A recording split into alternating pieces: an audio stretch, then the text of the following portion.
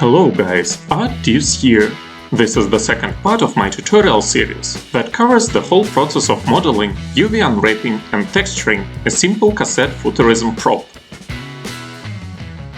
This video is sped up by 3 times, and some of repetitive processes have been cut out.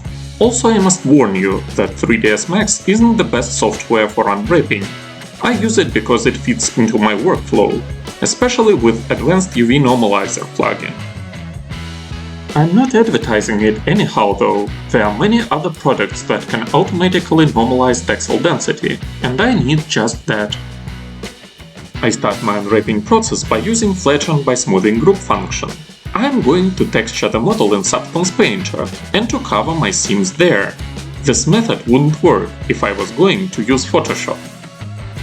What I mean here is the fact that the position and amount of seams do not play a major role if you use this simplified pipeline. You simply cover them up on texturing phase. This makes you want to rethink the positioning of your seams. Instead of hiding them, you may want to make them easily accessible to your brush. Also make sure to memorize their positions. This method relies heavily on normalizing the textile density. If two UV chucks have different textile densities, it will be almost impossible to cover the seam between them. Keep in mind that covering seams on objects that have some textures that are rich with normals, like moss for example, may not be an easy process. You won't encounter any problems, however, if you rely on simple materials or hand-painted textures.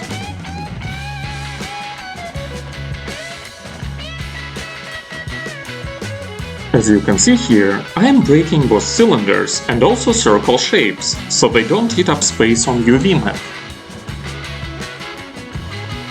The next phase revolves around peeling those UV chucks you've prepared. I mostly use Flatten Mapping, Quick Peel, Relax Custom and Stitch Custom tools. Make sure to align your UV chucks properly. It will play a major role later on. I mean that objects that shall get parallel texture flow shall have parallel UV chucks, obviously. In some cases, you can duplicate your textures in Substance Painter and rotate them on painting phase. However, it is better to prepare your model properly. As you can see, I am even breaking rectangular frames here. I do it to preserve my UV map space.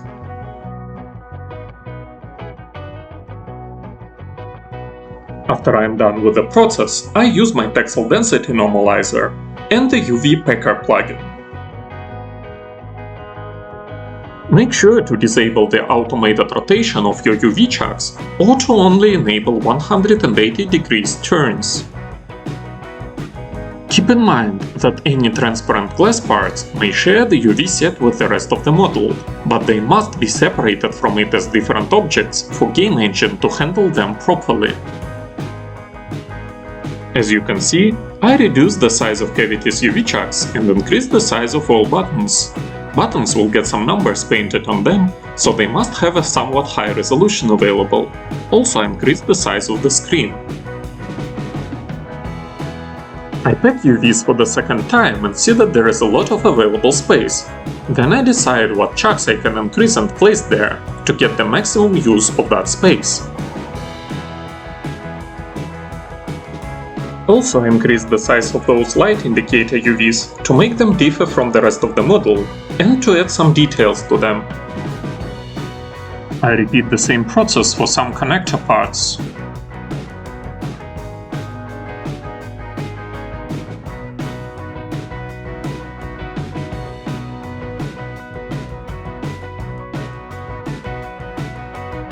Finally, I fit all remaining UV chucks into the UV map.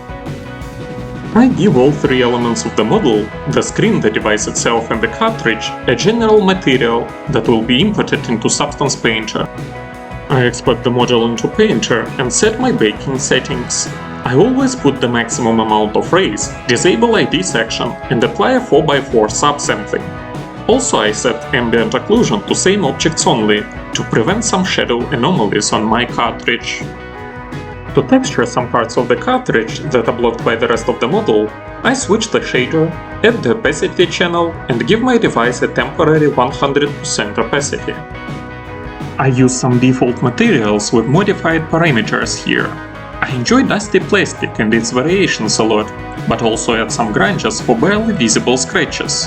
You may also highlight some cavities with darker materials. Keep in mind that models such as this one can be improved dramatically by adding various stickers or labels. As you can see here, I highlight my frames with darker copy of my material and give edges some grunge for them to look scratched. Also, I fill most cavities with almost black material, with high roughness. For buttons, I use another modified default plastic material. To add some text to them, I switch my view to orthographic projection. The font can be found in your brush settings. Remember to check the looks of your model in various environments now and then. I prefer to use the Studio 3 preset environment for my modeling process.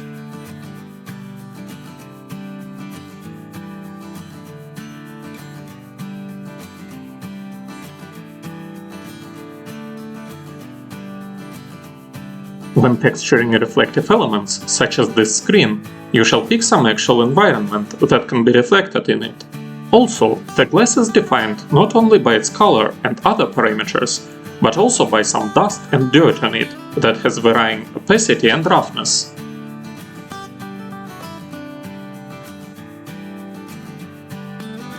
I've added my text a minor negative height value. Once you put it on all buttons, you can play with level settings and add some filters.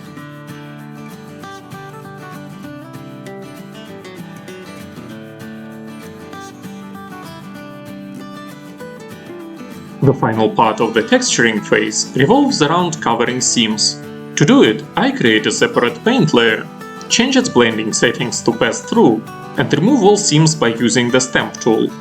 You can also alter your brush flow to make your stamps more delicate. Thanks for watching, guys. If you like the content I make, feel free to subscribe to my channel for more stylized content and tutorial videos. And most importantly, have a great day!